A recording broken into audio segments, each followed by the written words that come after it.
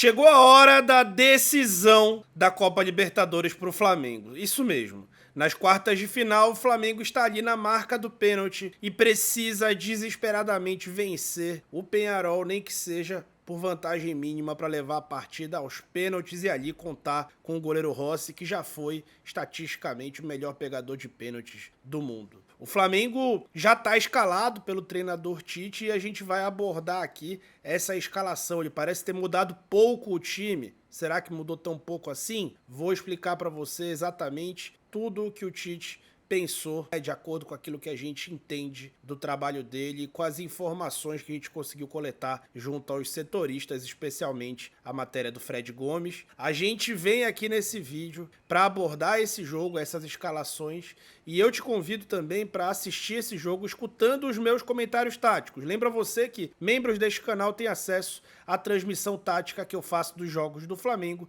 por apenas R$5 por mês. O que é isso, né? Tem 3 níveis lá, mas todos os níveis têm a mesma garantia, digamos assim, o mesmo direito, e você pode se tornar membro clicando no link na descrição do vídeo ou no botão Seja Membro, e a partir dessa sua filiação você passará a integrar um canal de WhatsApp onde eu faço comentários em áudio durante os jogos do Flamengo. Para poder acessar esse canal de WhatsApp, basta você se tornar membro e depois disso ir na aba Comunidade. Na aba Comunidade você vai lá no link que tem numa publicação minha de exclusiva aos membros, informando o link do canal de WhatsApp, tá bom? Então vem comigo falar sobre tática sem tatiquês.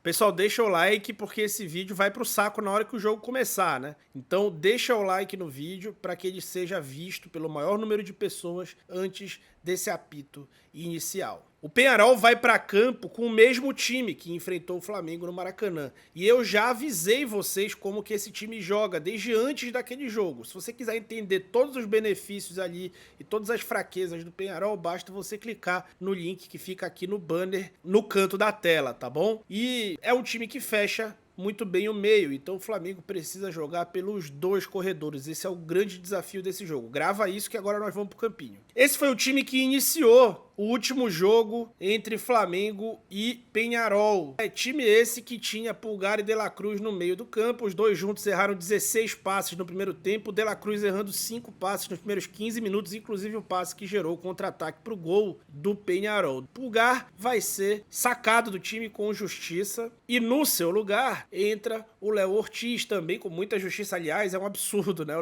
Léo Ortiz não joga na posição dele e às vezes até fica no banco desse time. Ele que é um dos melhores jogadores do time, sem dúvida o melhor zagueiro do futebol brasileiro, joga de volante porque é craque, jogaria até de centroavante porque é craque. Pois bem, essa foi a mudança, mas será que é só isso que vai mudar, gente? Porque se mudar só isso, em termos táticos não vai mudar absolutamente nada e o time vai continuar, como eu mostro nessa imagem que foi a imagem tirada no final do primeiro tempo contra o Peñarol, relacionado ao gráfico de força, por onde os times carregam a bola por qual corredor o time joga, e você pode ver que é um jogo que o Flamengo jogou só pelo lado esquerdo, que não teve profundidade pelo centro do campo, nem pelo lado direito, e por isso tanta dificuldade de finalizar jogadas com maior clareza. Então, se ele fizer só isso, gente, o Flamengo vai manter 3 problemas. Quais são os 3 problemas? Os 3 principais problemas do time são o lado direito, porque Varela e Gerson, nenhum dos dois é um jogador de profundidade, né? Então o time fica mais ali, até mais construtor por aquele lado, só que a bola não vai parar ali, porque você não tem tanta opção de passe naquele corredor, então você vai acabar tendo que inverter. Além disso, o problema do De La Cruz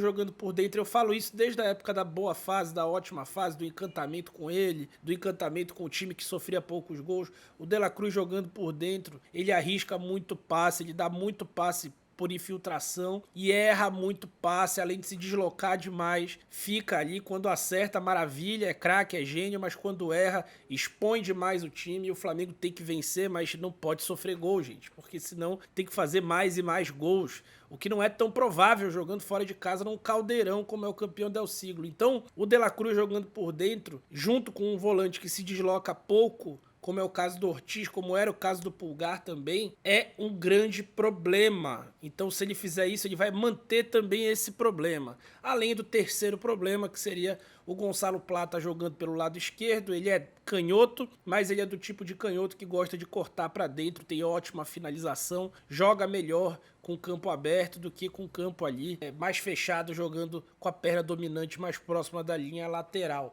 Então esses três problemas vão ser preservados, então nada vai mudar além de uma opção tática, mas eu duvido que o Tite vá manter essa formação desse jeito, só trocando um nome pelo outro. Eu duvido que isso vá acontecer. Então, como eu duvido que isso vá acontecer, eu tenho uma certeza nessa vida. No jogo de logo mais, o Gonçalo Plata vai jogar pelo lado direito. Então, no mínimo, ele vai fazer isso aí. No mínimo, ele vai inverter Gerson e Plata, o que vai resolver dois dos problemas do time. O problema do corredor direito. Esse time vai passar a ter profundidade de jogo por esse lado, e o problema do lado esquerdo, com o Gonçalo Plata jogando lá não muito confortável. O Gerson é bastante confortável, a melhor temporada da carreira dele foi jogando por ali, pelo Olympique de Marseille. Na verdade, a melhor temporada da carreira do Gerson, creio eu que seja a atual, mas a melhor temporada completa que ele já fez foi com o Sampaoli no Olympique, jogando naquela posição. Porém, um problema que é um dos maiores problemas, defensivamente, disparadamente o maior, seria preservado, que é a manutenção do De La Cruz jogando por dentro, acelerando essas jogadas por dentro contra um time que se defende muito bem no centro do campo. Então, aqueles erros de passe podem se perpetuar e a dificuldade na transição defensiva também. Então, o time pode sofrer muito quando tiver a bola e perder muitas vezes a bola cedendo contra-ataques. Não acredito que ele vai deixar isso acontecer. Então, o que também deve ocorrer é a inversão do Gerson com o De La Cruz jogando a partir do lado esquerdo. Pô, mas o De La Cruz não jogou assim nessa temporada. Não jogou assim nessa temporada porque tinha outras opções, tinha o Cebolinha jogando ali, mas também me decepciona um pouco o Tite só tá tentando isso agora. Se é que ele vai tentar, eu acho que vai tentar, eu acho que vai fazer. A gente vai ver logo mais se é isso, mas eu tenho certeza de uma coisa: o Plata vai jogar pelo lado direito. Vamos voltar aqui. Como é que ficaria a dinâmica desse jeito? Bom, não é novidade pro De La Cruz, eu já mostrei pra vocês um jogo bastante bom do rubro-negro lembrar, de superação. Então, se é superação, é muito bom ver na tela o retrato desse jogo de 2019, né? E o De La Cruz jogando pelo lado esquerdo, né? No River Plate, que era como ele jogava em grande parte da passagem do Marcelo Gallardo, treinador do River atual, voltou pro River por lá. Então, não seria novidade, não é uma posição que o jogador não está adaptado, ele está sim muito adaptado, jogou lá muitas vezes e estaria tranquilamente familiarizado. Pois bem, como que seriam os movimentos desse time? Esse time, ao contrário de como aconteceu no último jogo, no jogo contra o Vasco, né? E no último jogo pela Libertadores contra o Peñarol, esse time ficaria mais propenso a construir e se associar pelo outro lado, que é o lado direito. E deixaria o corredor do lado oposto um pouco mais vazio ali para ser atacado pelo lateral. Alex Sandro não é o jogador, digamos assim, mais indicado para isso, mas também não é o Varela, que é praticamente inofensivo. Mas fazer isso, será que só mudaria o lado do problema e colocaria o time penso para o lado direito? Vai ter mais ferramentas para que isso não aconteça. A primeira delas é o simples ataque ao espaço do Alex Sandro, prendendo um pouco mais o Léo Ortiz, junto com o Léo Pereira e o Fabrício Bruno, e deixando o Varela segurando um pouco mais, até porque o Plata deve guardar essa amplitude o jogo todo. Então manter o Alex Sandro atacando esse corredor, sim, é uma opção, assim como colocar o Gerson para atacar esse corredor em diagonal é uma opção. Por quê? Porque o De La Cruz vai flutuar. Ele vai ser esse meio-campo flutuador do Tite, da esquerda para dentro, que é muito mais natural para ele do que da direita para dentro, como o Tite tentou no início da temporada. E o Arrascaeta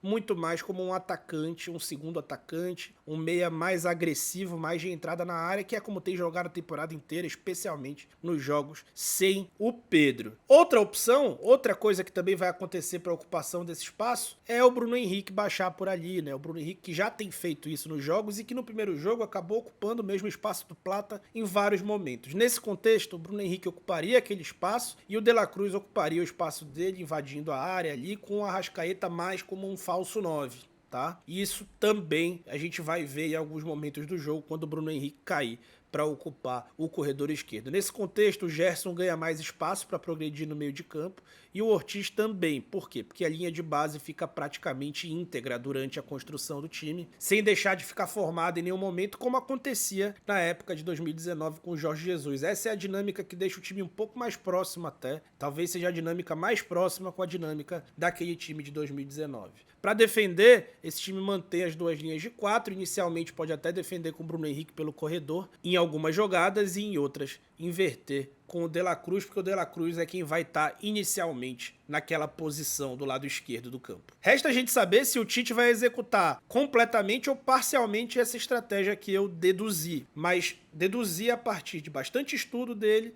e algumas informações. Eu tenho convicção que pelo menos o Plata vai estar sim jogando pelo lado direito, mas tenho um nível grande de confiança de que tudo isso que eu mostrei para você, a gente vai ver em campo durante o jogo, pelo menos inicialmente durante o jogo Flamengo e Peñarol. Esse jogo, ele vai marcar uma virada de chave para o Flamengo, eu confio bastante na classificação. O Flamengo vai jogar num caldeirão sim, porém a nível do mar. Num lugar onde nunca marcou gol, mas também talvez nunca tenha enfrentado tão fortalecido. Em 2019 abusou de perder gols lá, o Gabigol perdeu muito gol, o próprio Vitinho perdeu um gol inacreditável, que ninguém vai esquecer. Então, o Flamengo tem sim condição de ir lá e vencer. O Peñarol é um time bem treinado, mas, gente, uma vitória simples leva o jogo para os pênaltis. E sim, lá os caras vão precisar sair mais pro jogo do que saíram no Maracanã, porque jogando na frente de tanta gente não tem como você ficar só recuado. E não vai ser uma opção legal você jogar recuado contra um Flamengo melhor organizado, que é o que a gente vai ver nesse jogo. Melhor organizado em campo taticamente e também em outras dimensões do jogo. A gente pode lembrar que o futebol é um jogo que tem 5 dimensões.